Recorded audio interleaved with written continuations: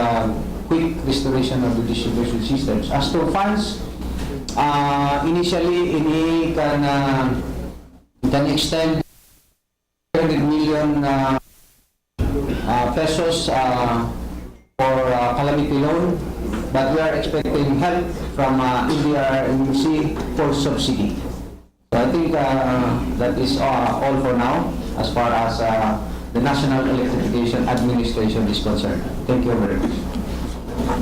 Thank you very much. Kahit po mahirap yung sa Tabaco City or sa Goa, the good thing is nung nagkaroon ng aerial inspection, technical inspection, yung NGCP chopper na pinakita kanina yung video, karamihan dito sa area ito ay leaning.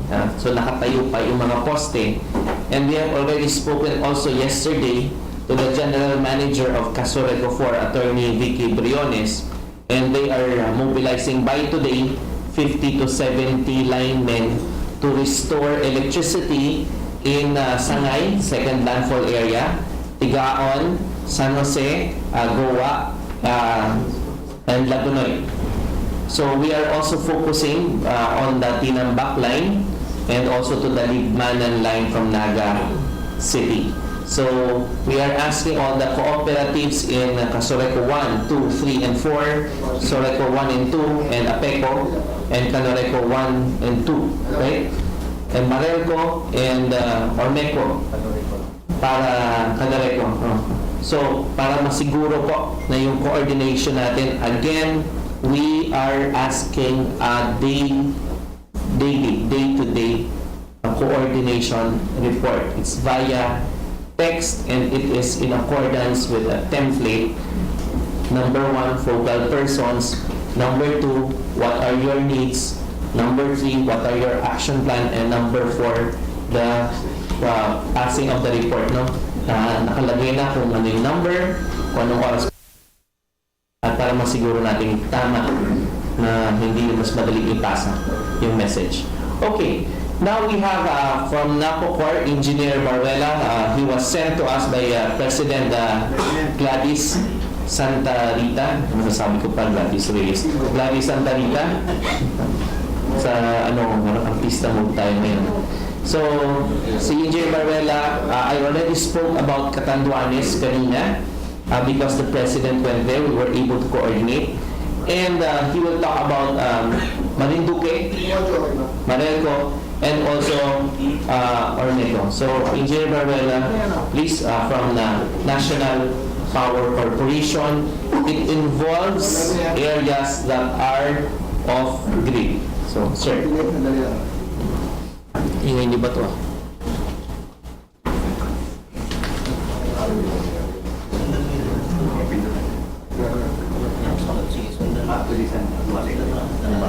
Sige, i-request mo lang microphone din na. Nasa daw.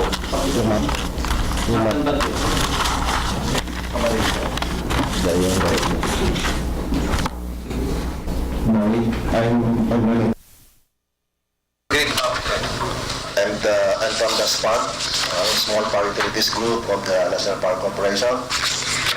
Regarding the effects of the typhoon Nina in our areas.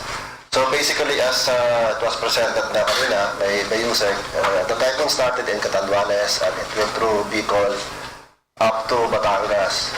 So basically, our areas are Catanduanes,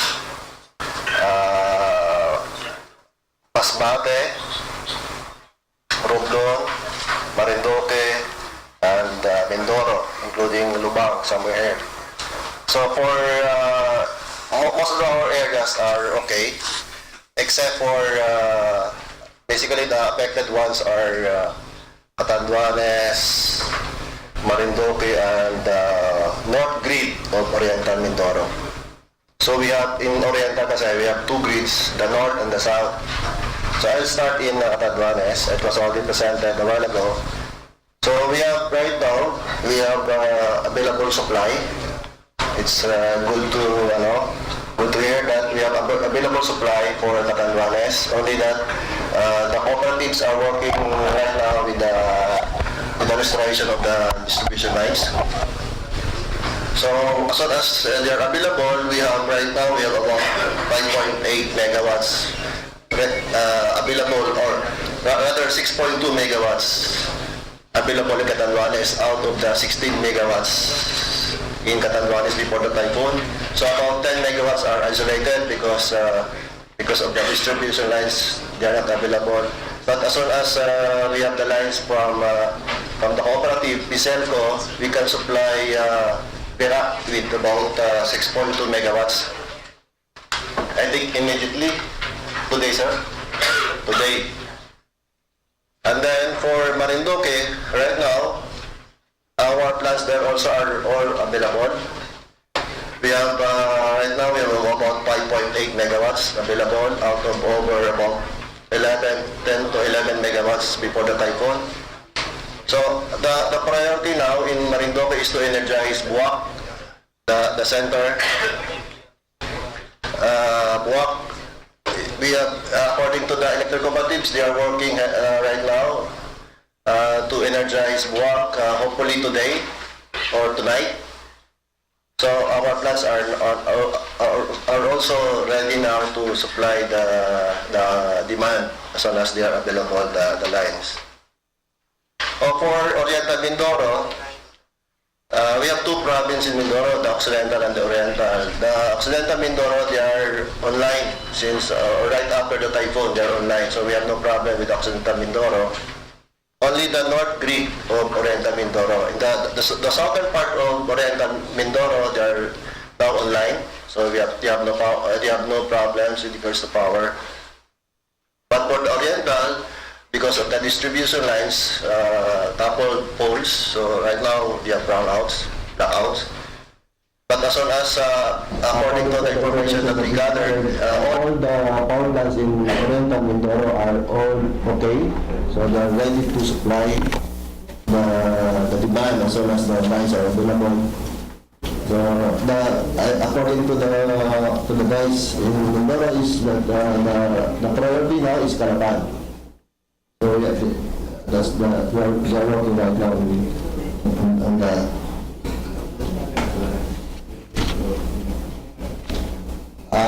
other areas that we are covering, like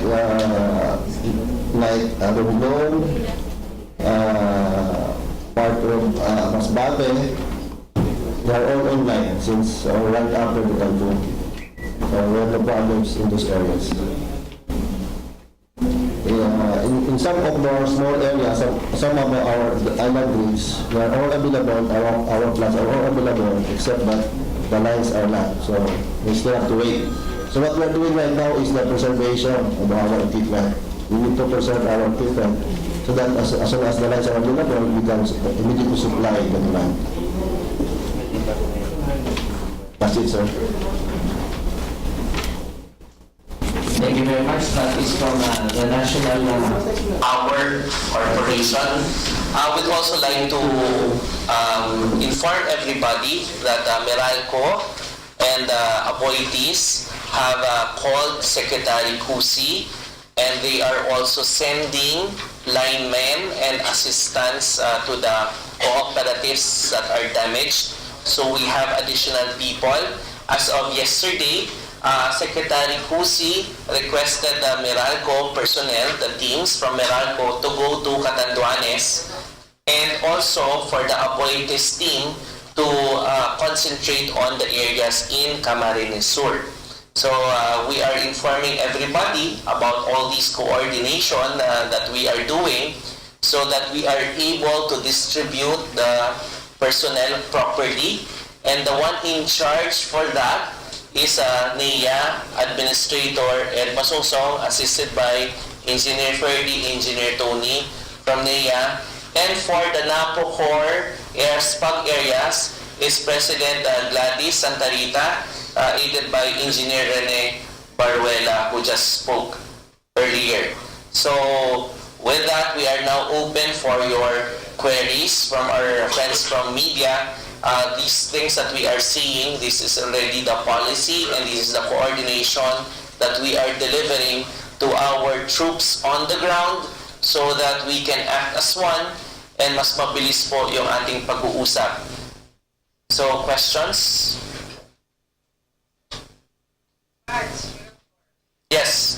Yes, sa mga may. Manila Bulletin.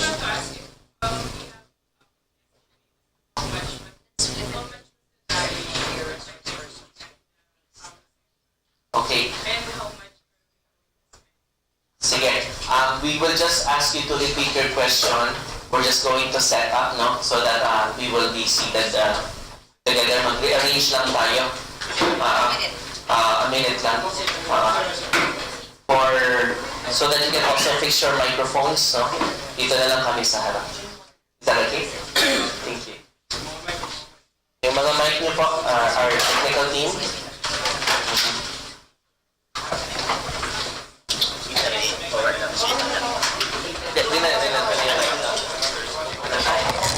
Tanggalin na siguro natin yung slide. Okay na ba? Or remove nyo lang.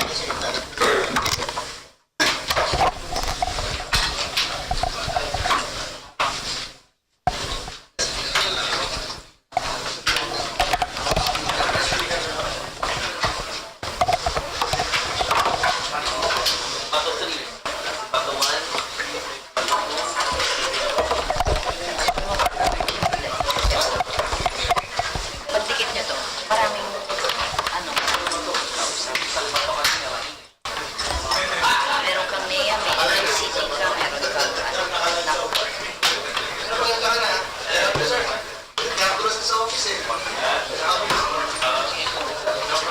Can you move it back?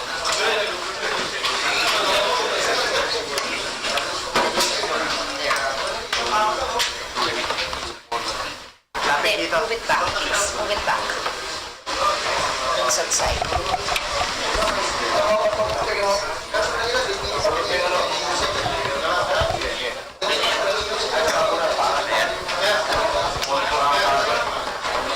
Take the center na lang with me.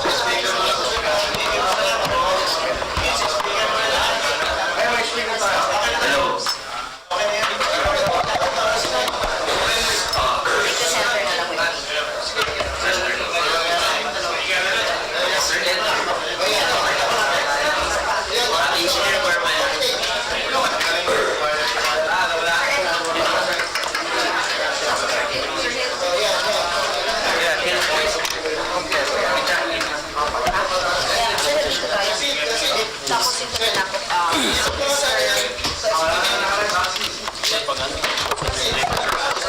Actually, marami kami. So, meron na kayo? Are you sure?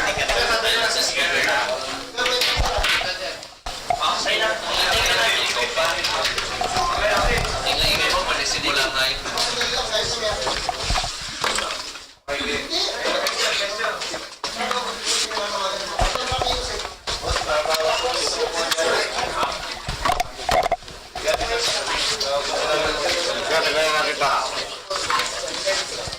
Yung microphone po doon sa ating mga media personnel is with Okay, sige, with Tina. there.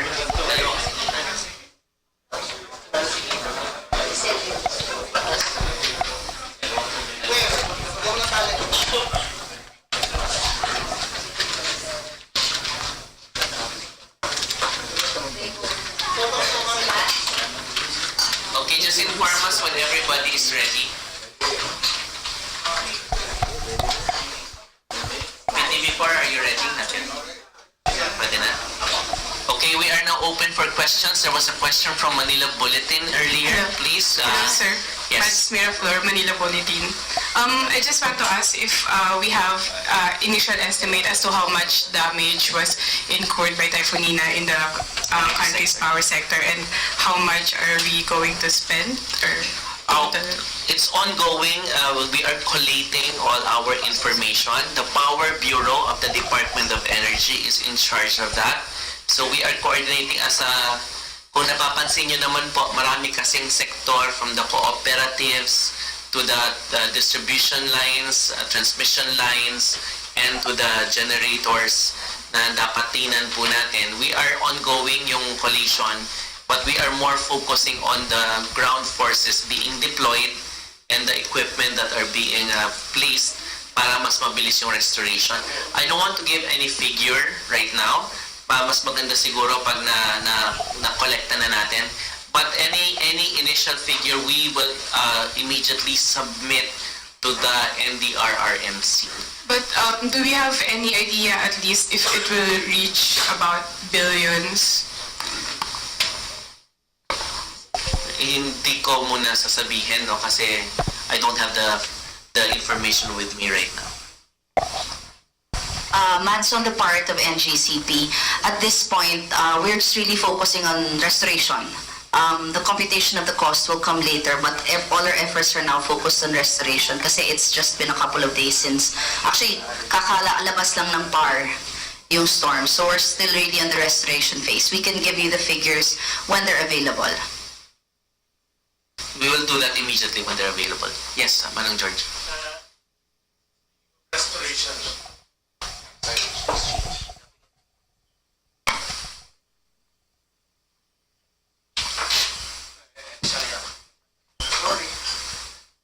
George po from ABS-CBN. Sa restoration, gano'n po kahaba yung window na pinag-uusapan natin at nagkaroon po ba ng pag-uusap sa mga cooperatives kung gaano katagal until maserbisyohan yung mga businesses and residences? Ang tinatarget po natin by yesterday and today, yung main commercial areas. So, kahapon, Naga City, na-target na po natin yan. Tapos, for the entire Secretary Cusi, for example, gave Catanduanes, after hearing them, about 200 to 300 poles are down in the distribution area. And kinukompute din po natin kung ilan yung kayang itayo ng crew sa isang araw. So, Secretary Cusi gave them 2 weeks. Sa kahit suntok sa buwan, that is the target given to Catanduanes. And for the rest, as far as the distribution areas are concerned, Sir Ed Masungsong gave us the figures na 2 weeks for the commercial areas and another 2 weeks for the remote areas. As far as NGCP is concerned, dun sa mga pwede nilang mag-deliver na mga kuryente dun sa commercial areas, specifically dun sa mga syudad, Naga City, Ligao, Legazpi, Iriga, Tabaco, Goa, Limanan, and here in Sorsogon.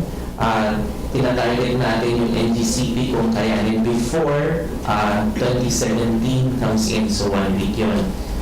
So if there are any details, I'll give it on to NGCP first and then to Leia. We just want to emphasize that this typhoon was particularly disruptive of the part of transmission. We have around 581 structures affected. Out of those 581, we have 34 230 kilovolt towers. So malalaking towers na. They're not easy to restore, but we are employing certain strategies as was detailed earlier in crisscrossing. Kasi otherwise, if we weren't going to employ that particular strategy, we have to build a bypass line completely. So ang ginagawa natin is yung mga towers na hindi natapog, yung gagamitin natin para mapabilis yung restoration. So our internal target, our target really is to restore by the 31st, and we are as much as possible working 24 hours round the clock. Hindi mo tumitigil yung mga tao namin. We have deployed 400 plus linemen to this area. We have drawn resources from different regions, North Luzon, South Luzon, of course, Visayas and Mindanao. So nag-iipon mo kami ng pinufocus namin lahat ng resources namin para mas maaga namin matapos yung restoration. Again, 580 structures is not a small feat. So we are trying to focus now on the main arteries muna, as you said, para maumpisahan natin yung mga commercial centers where the hospitals are, where the relief areas are. Tapos yung mga bangko, no? So para mauna na yun. Pero again, our target for the transmission is by the end of the year on the 31st. But we are, of course, endeavoring to make that earlier. We'll give it to NEA and then to NAPOCOR for the timelines. As I've said a while ago, for major lines, of the ECs affected by the Typhoon Nina, especially in Catanduanes, that's Piselco line, Casureco 2, that's in Naga City, Casureco 3, that's in Iriga, Aleco or Apec, that's in Albay, and then Oriental Mindoro, that's Calapan, the hub, and then Marindoque for Marelco, and then Quiselco 1, and then also Casureco 4. No, that's a total of 8 electric cooperatives that are badly hit by the typhoon. So, as I've said, we are mobilizing Task Force Kapatid, represented by electric cooperatives with their linemen. There's a so-called first wave of Task Force Kapatid, yung nearby ECs that can easily be transported to the affected areas. And we're also mobilizing a second wave of Task Force Kapatid coming from regions 8 and 3. And then if there's still a need of a third phase of third wave of Task Force Kapatid, then we'll be mobilizing ECs from regions 1 and region 6. So that will be an additional. And to emphasize, 2 weeks for major lines from yesterday, and then 2 more additional weeks sa mga remote areas, barangays. So yun ang target natin. For the SPAG area, NAPOCOR. For the generation side in SPAC areas, as mentioned a while ago, we are available right now, or our power plants are available right now, in the case of Catanduanes, Marinduque. So we have available plants to supply the demand right now. So we're just waiting for the distribution lines to be available. However, although we have some transmission lines, minor transmission lines, small transmission lines like in Marinduque and also in Mindoro, we are also working on it right now. So we have hired some outside services to be able to restore right away some small sections of our transmission lines. So hopefully within the week, or early next week, we can restore all these transmission lines. Our transmission lines in the SPAG areas. But what we are really prioritizing right now is the preservation of our power plants so that it will be available as soon as we receive the signal from the electric cooperatives to start supplying electricity. Secretary Cusi emphasizes na yung kailangang i-order ng mga materyales, i-order na ngayon tulad nung kakulangan ng natanggal yung bubong sa isang power plant natin doon sa Catanduanes. So inaayos pa yung procurement na papers, but i-order na siya para mas mabilis at napapatungan lang muna ng trapal. But we really have to protect our generators. It's okay? So, those are as far as the timelines are concerned. Yes, Manong George. Yusek, may challenges ba dun sa access to roads, path na para makapag-deliver ng materials dun sa restoration? Yes, there are. At maganda rin po yung pag-uusap with the Public Works and the DND na tumutulong, and also the DALG sa pagkiklear with the LGUs. There are challenges, but as far as the commercial areas are concerned, kasi nandoon yung bangko, nandoon yung ospital, nandoon yung mga main government offices. So yun ang na-clear na. Cleared na siya as of yesterday. So nandoon medyo mabilis na yung pag-restore ng power doon at mas mabilis yung pagbangon doon. We're emphasizing that kasi yung mga ATM dapat umandar. So para mas flexible na yung mga residente sa paggalaw tungkol ng resources rin nila doon sa parting yan. Yes, Mitch.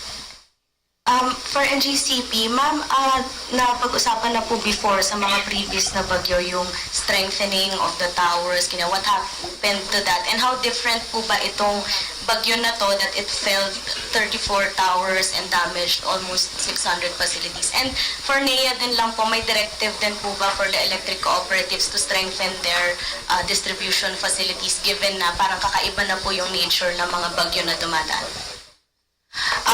Mitch, yung sa improving the facilities, yes, lessons learned from Yolanda, we really started upgrading our facilities. The facilities that we inherited from NAPOCOR at the time were rated only to a maximum of 180 kilometers per hour or yung upper threshold ng signal number 3.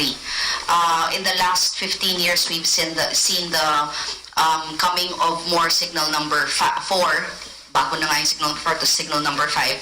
Tapos, we had to adjust, we had to adjust. So the new designs are now really rated for the higher areas. But this particular one, sa Typhoon Nina, this was only signal number 3, 185 kilometers per hour.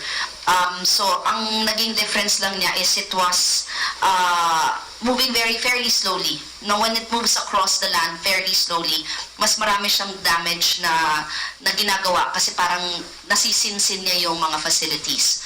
Although signal number 3 niya, the gustiness reached signal number 4, the gustiness reached up to 255 kilometers per hour. So again, we will make adjustments on the design of our facilities to ensure that they remain responsive to the changing weather systems that are coming in over the last few decade or so. So, ganun pa rin ang so pag ito na-restore na on a more permanent level, okay lang sir, on a more permanent level, then we will definitely adjust the design. Parang kaedad niya yung mga towers na 185, so 1978 na construct, 185 lang yung kaya niya. Yung kino-construct ng mga millennials ngayon ay 250 to 300 kilometers per hour. Tapos yung tanong po sa niya.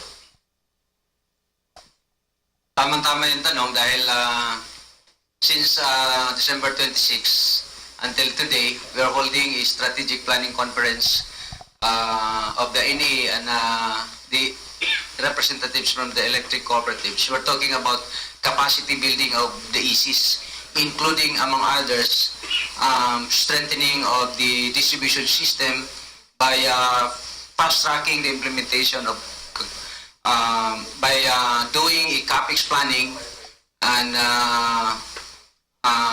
preparing for the so-called effects of the climate change. So talaga ito yung pinaghahanda namin sa ngayon. So hopefully we're not just talking of strong poles distribution system. It includes among others underground cabling. So Yeah, copy. Any other question? Also from ABS. John from DCMM. Sir, you mentioned kanina na since meron tayong price freeze on energy products like mga bumbilya, LPG. Yes. Actually, mas covered siya ng DTI, no? Ang sa atin yung LPG. So, covered siya. It's under RA 7581. So, kina-encourage ko lang lahat na tingnan yun. And we have penalties for that, no? Merong kulong at merong fine. So, tinitingnan lang po natin yun and we are monitoring them closely with the LGUs, but it's more with DTI. But there are energy products also that are there that DOE monitors. So,